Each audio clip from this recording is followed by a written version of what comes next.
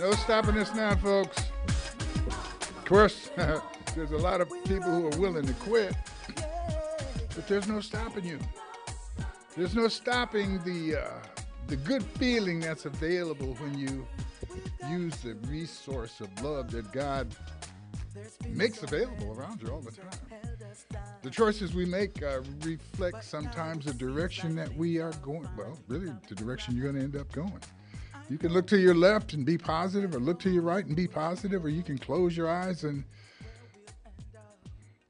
But the world's important. The thing that the world delivers to us is very important. From day one, day two, day three, it's called orientation. It's how you are forced to look at things because of how things are around you.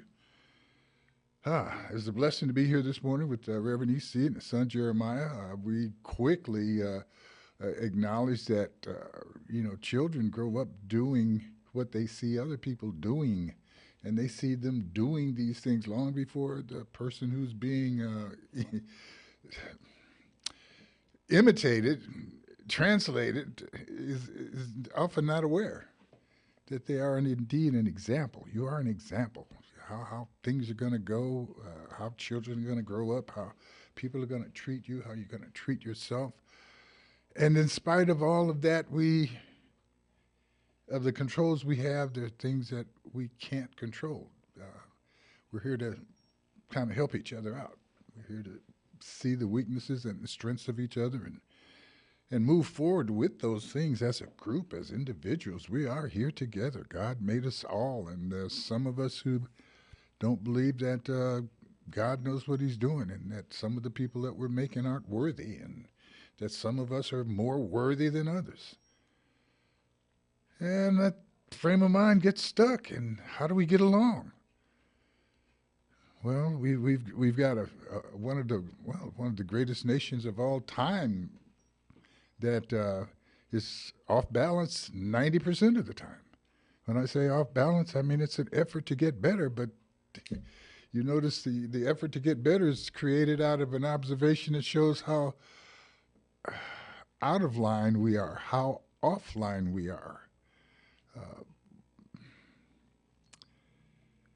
We have military men, women who are, after protecting America, after doing their due diligence and learning to participate and be soldiers of this and morals, and they come home and the thing they fought for isn't what they thought, and the thing that they fought for doesn't embrace them and doesn't make them better.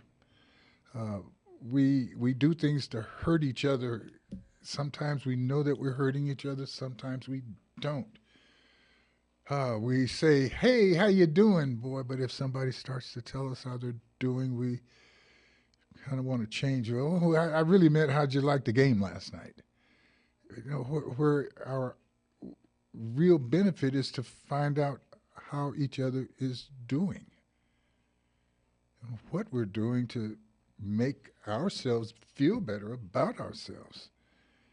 I have a young lady that's a beautiful guest for us.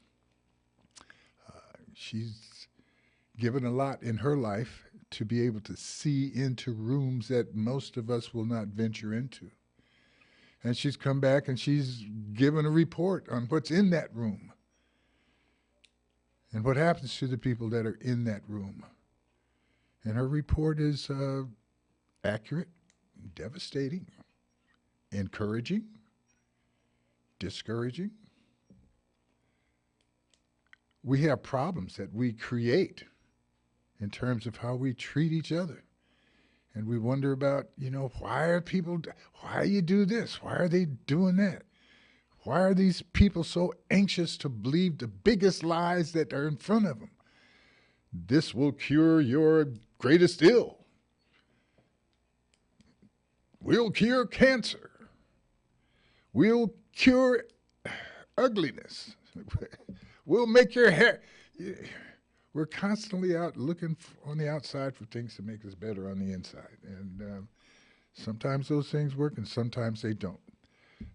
Our guest today is concerned about other people as a result of how bad she treated herself, as a result of things that happened to her that we let happen, didn't ask about how it happened, didn't demonstrate the kind of care for her.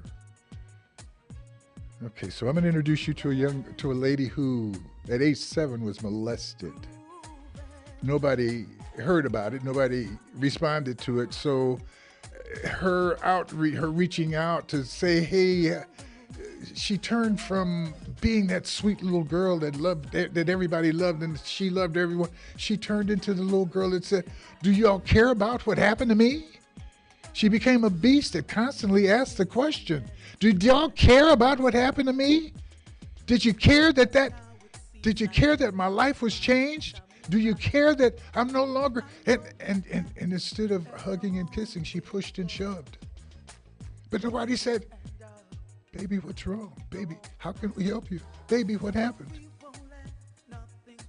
I want you to think about how many times you've brushed past the opportunity to say something that may have changed someone's life, to say something that may have saved somebody's life, not so that you can go backwards, but so that you can go forward with enthusiasm, knowing that, I do have the power to make somebody's life better. I do have the power to make other people feel good about themselves, and that will make me be safer.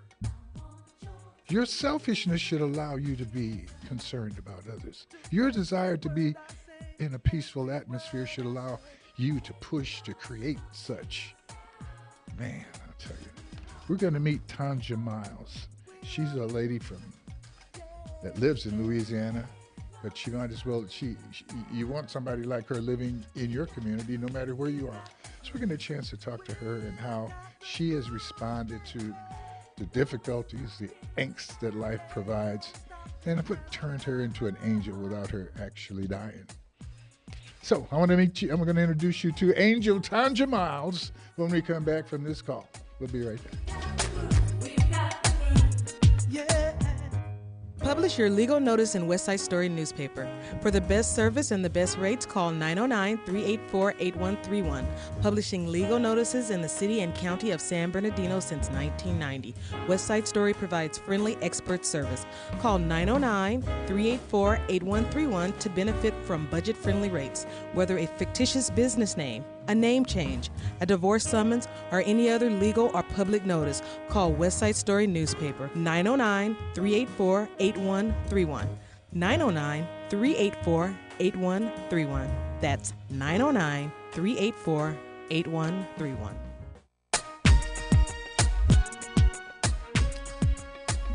If you drive a Volvo, the Volvo car, and I mean an older Volvo, something maybe older than a 2010 or 2012. If you drive a Volvo, it probably treats you better than you treat it.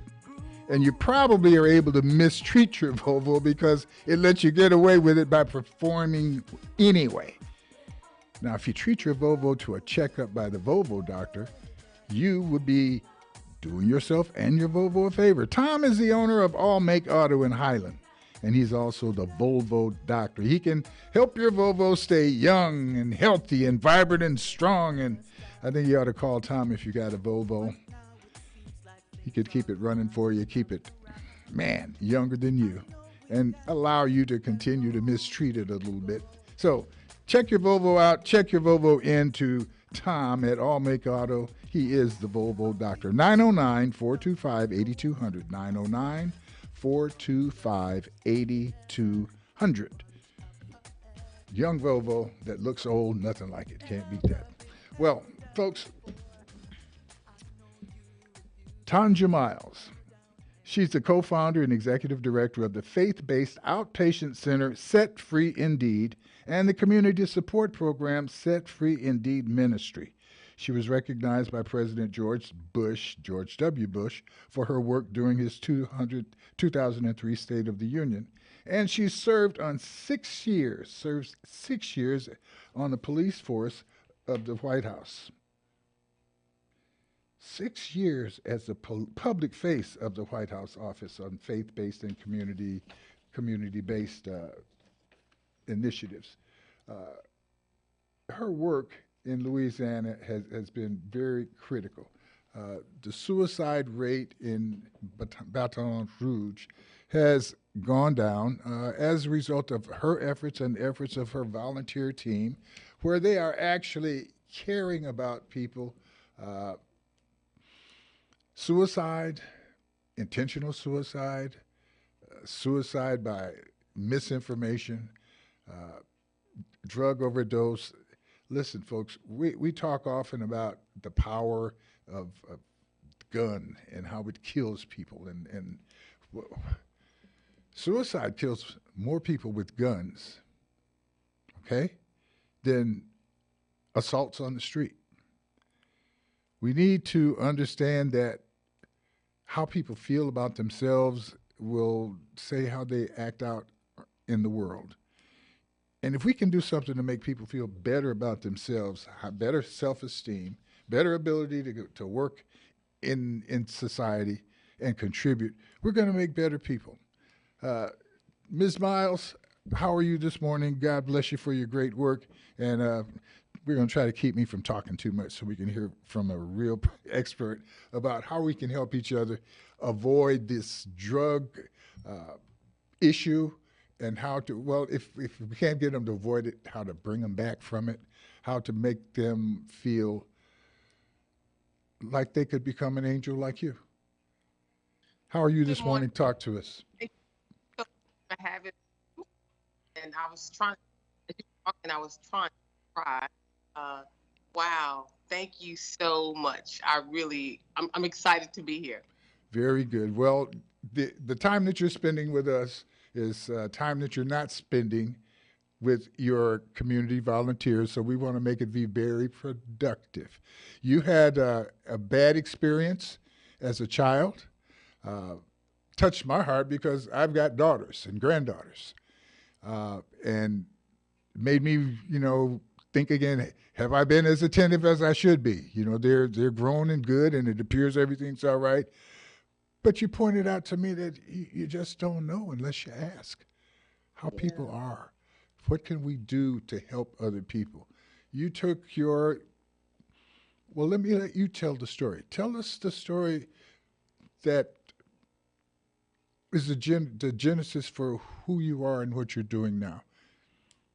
Well, first of all, I'm just lucky to be alive. I'm not going to tell you how many birthdays I have, maybe later. But, the fact that I'm still alive today is really a blessing because most people did not think I'd live to be past 18. So, my mom used to always tell me, my behavior was so reckless. She would always say, "You live on borrowed times." And so, this stage of my life, I'm determined that I'm not wasting time like never before. I have a charge to keep. I do this work not out of opportunity, but because of obligation. Um, yeah, unfortunately, I do have one of those stories that are pretty sad and pretty intense. But the outcome is what you see today. When I was a little girl, I had these hopes and dreams to sing on Broadway. I was this little girl with the big, smile and the big forehead. And I just love to sing. I love to see people happy. And I knew Al Green and Bobby Blue Bland and other stuff like that before I knew my ABCs. And so I was this little girl who just loved to see people laugh and just to love to see them happy.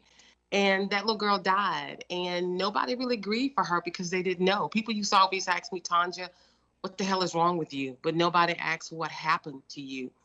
When I was 7, I was molested for the first time. By the time I was 10, I was sexually active. By the time I was 13 was the first time I was raped. I'm a 3-time suicide attempt survivor.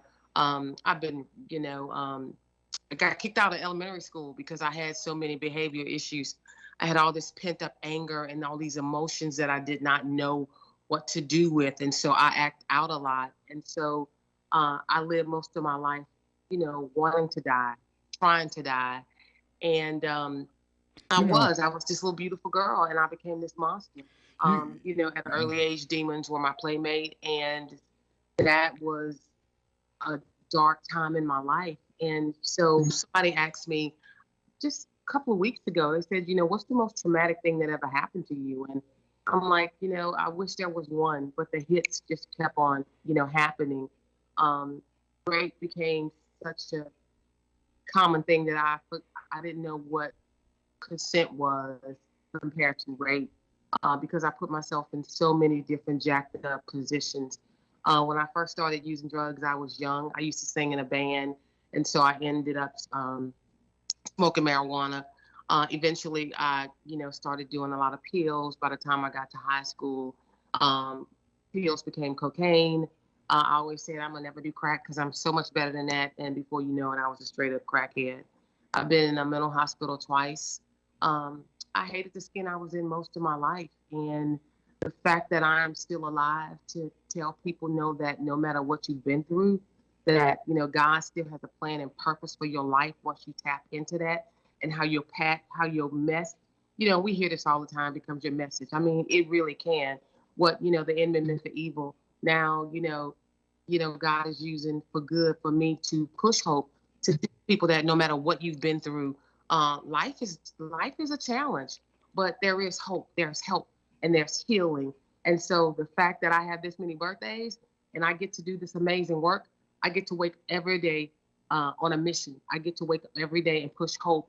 And I'm really open about the jacked up stuff I've been through, the rapes, the suicide attempts. And look, the first time I was in the hospital, I was just not suicidal, but I was homicidal as well. And I talk about that stuff because I want people to know no matter how bad you think your life is, or no matter how bad the situations might be, that there's still hope and there's still help. And as long as you're waking up every day, that your life matters. Let me And so, clarify a statement you said. You said you were not only suicidal, you were homic- homicidal. Hmm. homicidal. Hmm. That means not only were you willing to drive the car off the cliff, you wouldn't have mind taking a couple other people with you. Well, that was the plan, actually. I Okay, again, my that's good. The thing I want to do now is show how common that is. Those I mean, just because many of the listeners have not made the step toward suicide, they have made the step toward set aside. They've set their emotions aside. They've created a little barrier, if you would, to put those stress points behind. And so they may not be consciously thinking about suicide or homicide, but they have built an invisible room to store their angsties, their frustrations, their trauma. And when that room overflows, you don't even know you have the room. Most of us yeah, don't. Most of you're, us you're have no idea about the little hidden responses that we have to the knowledge of racism and mistreatment of others. I was speaking to my son in law last night about how, despite my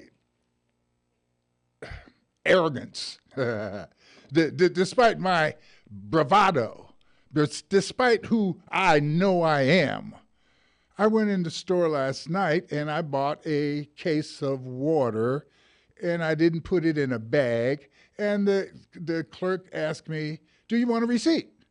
I bought it with my credit card. I don't need a receipt. And I never want a receipt. But I told her, "Yeah, give me a receipt." And as I was walking out the door, receipt in one hand, paper, the water in the other, I said to myself, "Wallace, why did you want that doggone receipt? You don't need receipts." And as I walked past the security guard, I said, "Oh, black man, you know why you got the receipt. Because you may be between now and the time you get to the car, somebody going to ask your black behind, did you buy that?" Nobody's done that to me in years, but it did happen to me as a youngster. And I've carried that and I mended and I was going to put that behind my little stress wall last night. And it made me remind, I got a stress wall. When we discuss hate crimes, when we discuss suicide, that's the number one hate crime because you hated yourself. We've got to be able to do something about that as people. To save ourselves, we need to save each other. Because if I'm able to, I'm listening to a piece this morning about Emmett Till's cousin, who was the reason that when Emmett went, he went with Emmett. And when they went to town, Emmett went with him. Emmett was younger. He has had a guilt feeling all of his life because of his cousin's death and how he's associated with taking his cousin there. How many times are we, how often are we carrying that type of burden? You see people every day that you work with, and let's talk about the work that you do every day in terms of not just feeding people food for their bodies, but feeding people for their soul.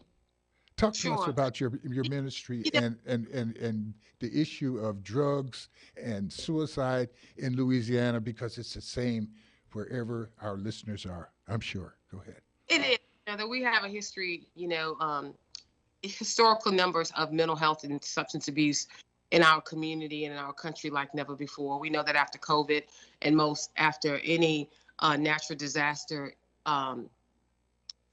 mental health goes through the roof because of anxiety, depression, just, people feeling uncertainty, because of loss and things like that. So, my husband and I, we started a nonprofit called Set Free Indeed about 20 something years ago, particularly to help people with addiction and destructive behavior. Look, when I first, I've been in recovery for over 30 something years. And when I first got clean, the church really did not know what to do with me. And they told me that Hmm. because I had so much drama and trauma, when I walked in their doors. And so I saw that there was a need for myself, but I'm like, well, what about other people? And so I began to do research to see what was out there.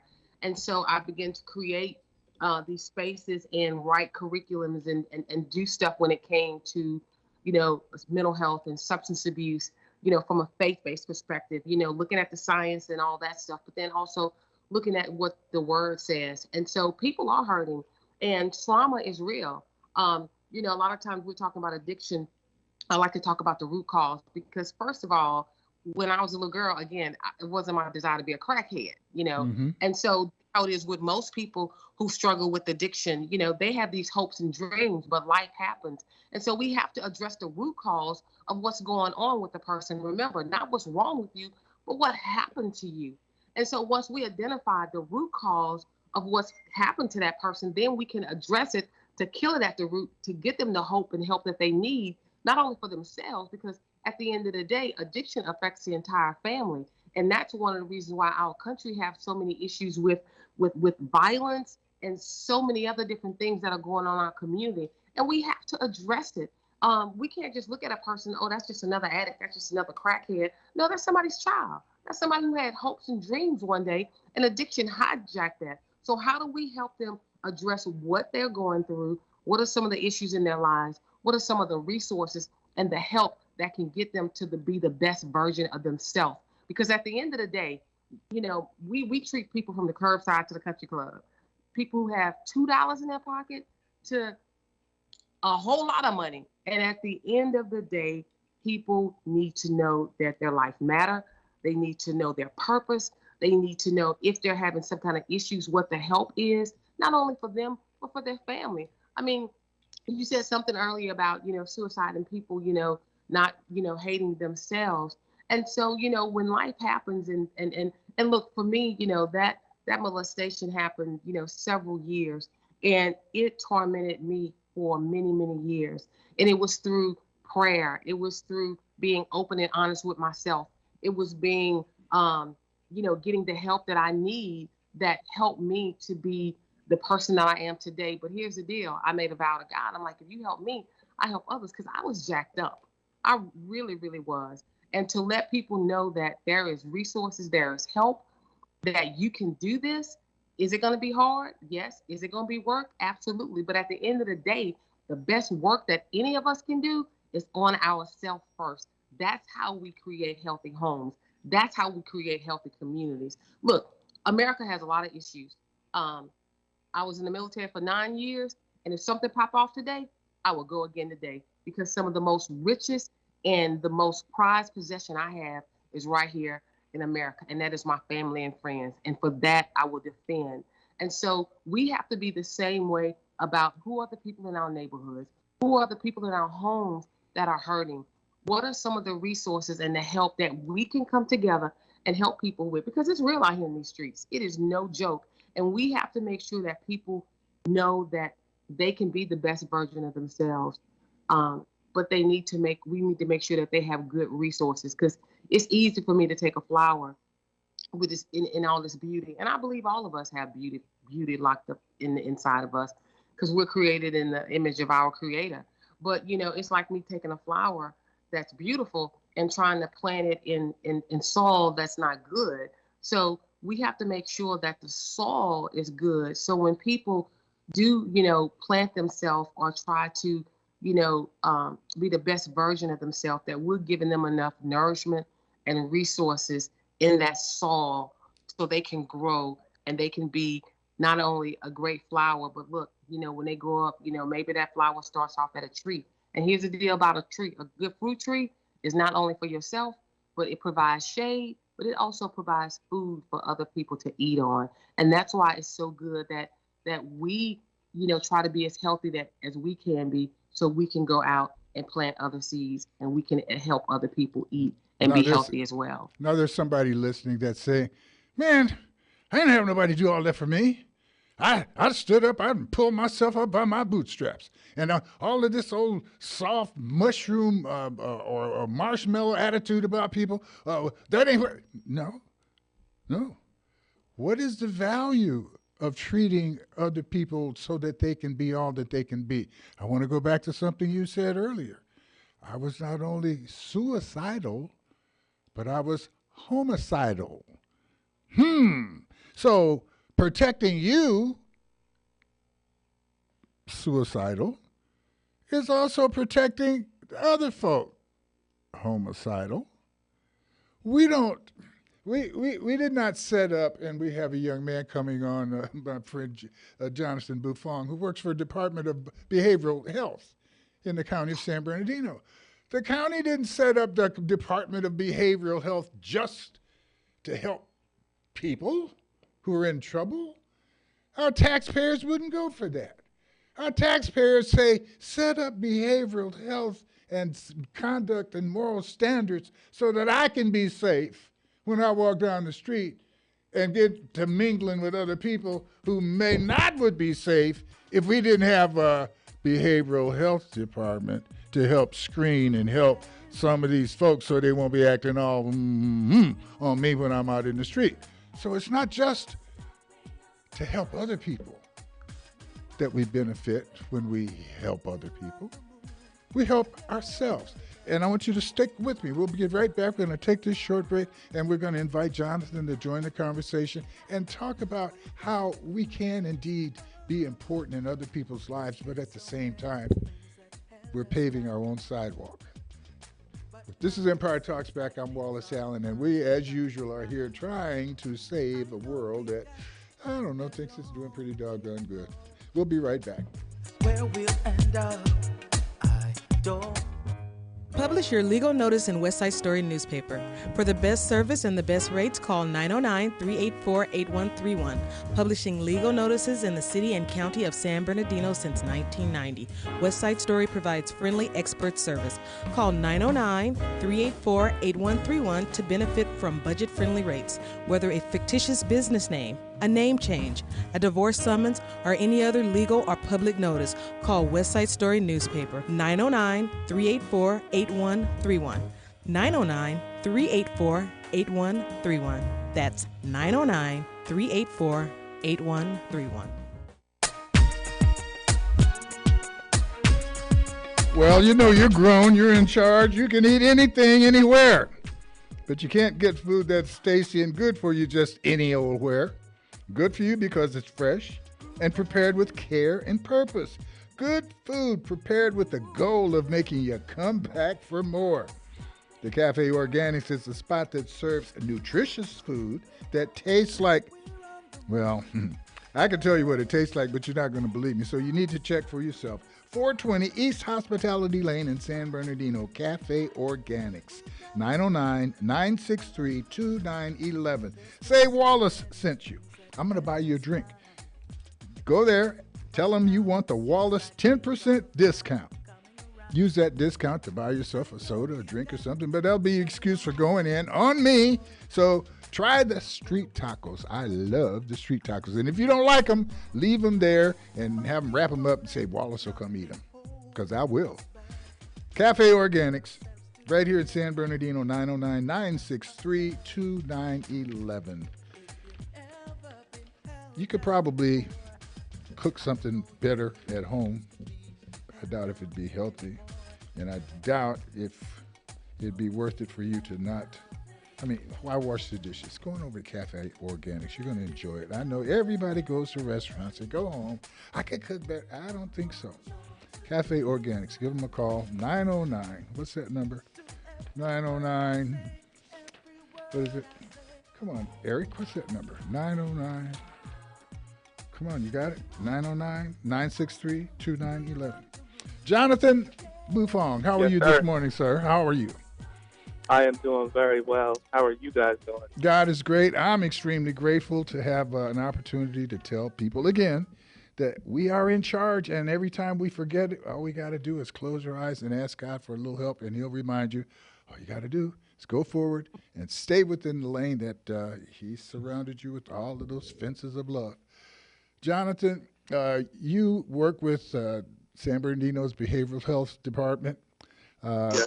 One of the things I wanted you to do is to, as a behavioral health expert, you know that the things people spend their time doing tends to kind of create a wall of interest and concern. So if you're spending your time planning to rob banks, you probably ain't going to be happy till you rob a bank.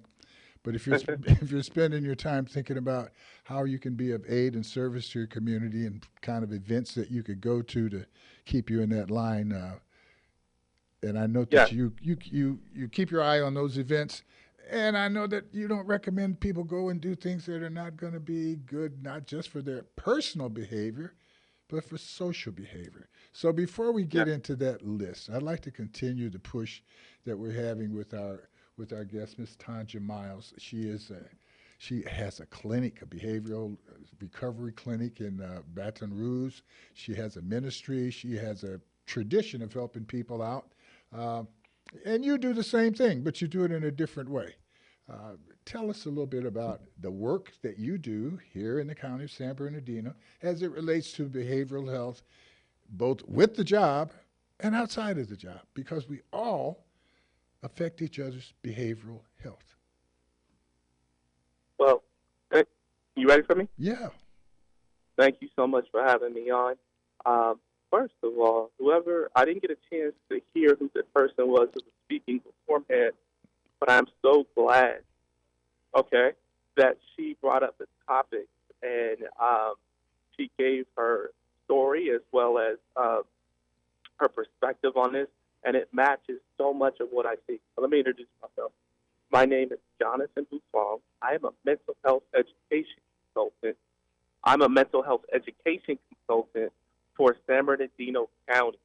And what that entails is I do a lot of training for our community members on specifically issues like suicide, understanding the basic levels of mental health first aid, understanding the signs and symptoms, and then being able to resource that to our different programs and our services within the county.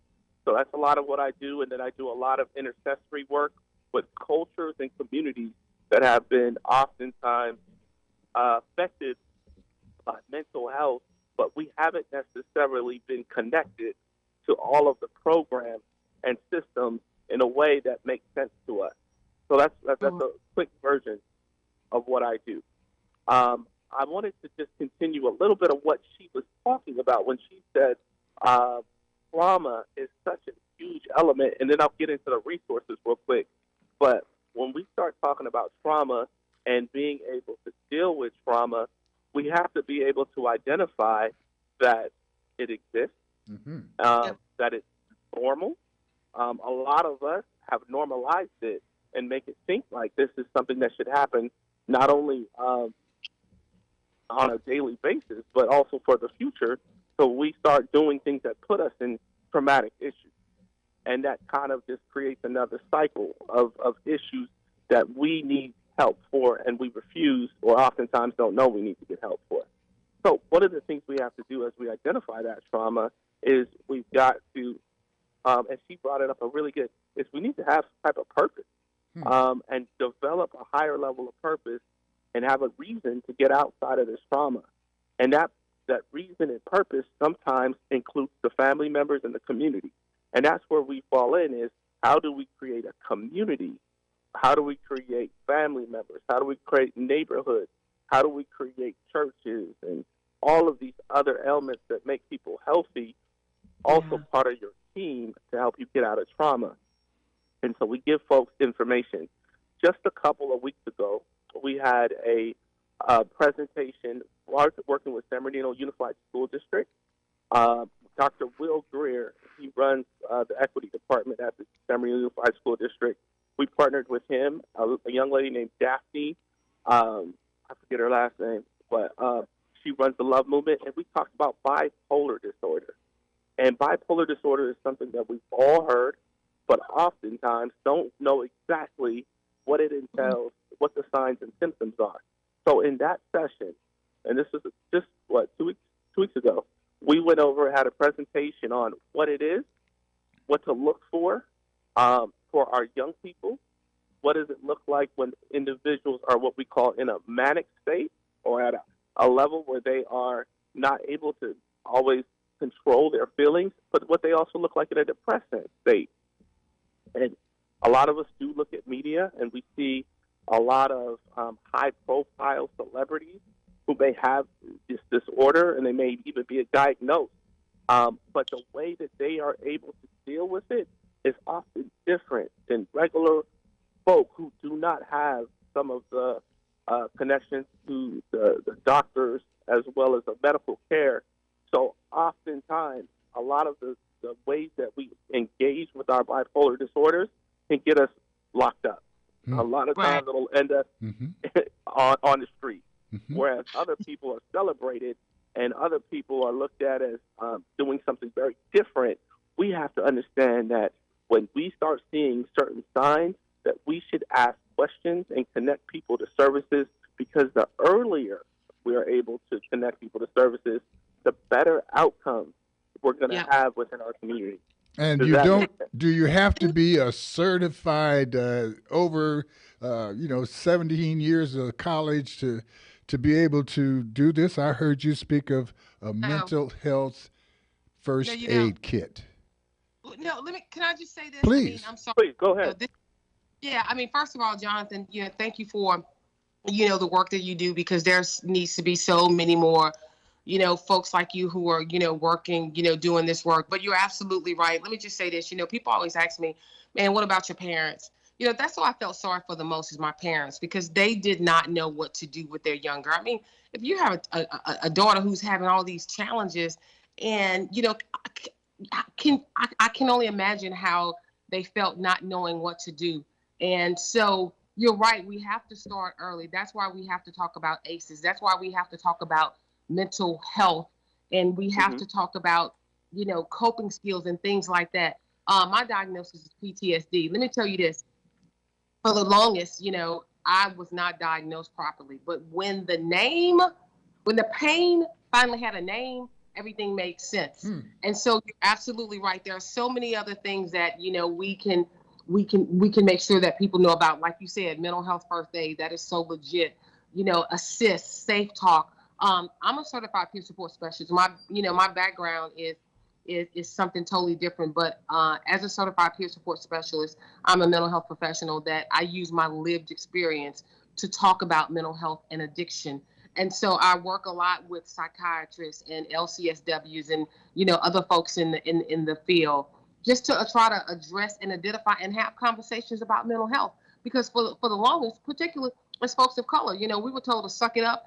You can't tell your feelings. You bet not tell nobody the problem. That's for white people. You put it under the blood. Well, first of all, I believe in scripture. My husband and I both are pastors, but I believe that you can have a script and a scripture.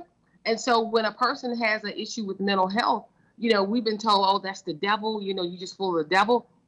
And we have to talk about these things. We have to get information out. We have to have conversations like we're doing right now, because people are going through a lot and they're not crazy.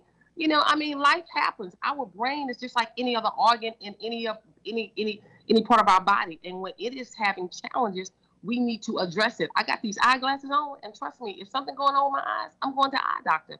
So I appreciate, folks like you, Jonathan, who are on the front line doing the work, getting the information out, and having conversations like this. Because at the end of the day, we need to let people know that it's okay not to be okay. That is not a freaking hashtag. It is the truth. And we have to let folks know who come from areas like I did, who look like me, that baby, trauma is real. There's systemic racism. There's just trauma from just everyday life.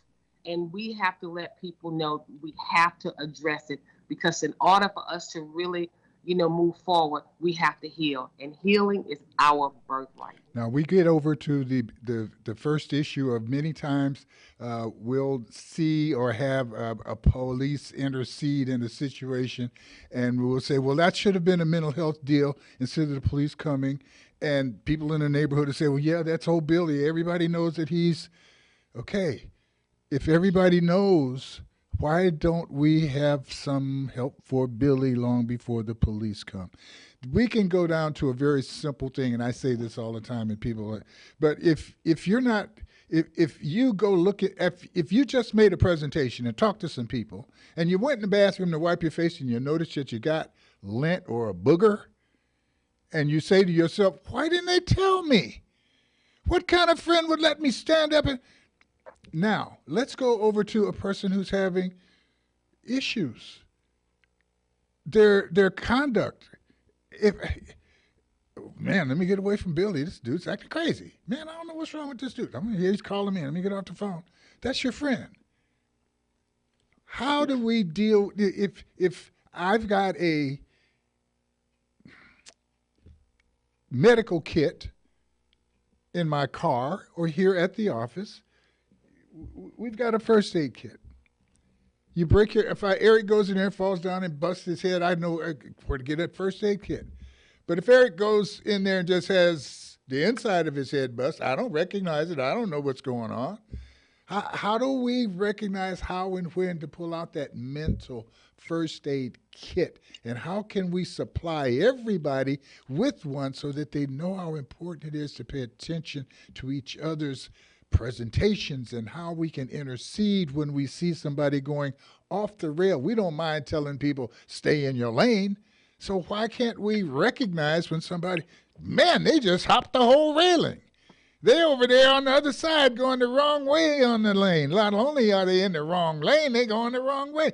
How do we recognize that in our friends and associates, and how do we deal with that? Because I'm glad that you've got your clinic. I'm really proud of a young man that's almost son-like to me in terms of his commitment to community. But I don't want people to have to wait to get to the point where they need you guys, because once they need you guys, not only do they need you to save them, they need you to protect us from them.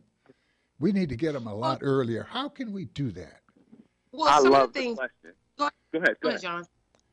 Okay, I'll say something real quick because I want you to speak on it because you have the lived experience. But we teach the moment your trauma or mental health starts affecting your day-to-day lifestyle, when it starts to affect the way that you are able to just get ready for work, or if it's starting to affect your day-to-day relationships, or you can't do your basic things in taking care of yourself, you need to probably go talk to a professional.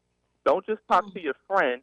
Start talking to a professional, because it could be something where something's going on in your mental makeup. It could be you're not able to deal with some level of grief, or you might be in a state of depression. Just like when you start coughing and you have a cold for an extended period of time, you will go out and see your doctor. It's the same thing. But that Go out still and leaves find it someone who specializes. that leaves the onus on the victim. I'm Well, saying that people who have these pressures and traumas did not go out to the store and buy them and store them at home to use them.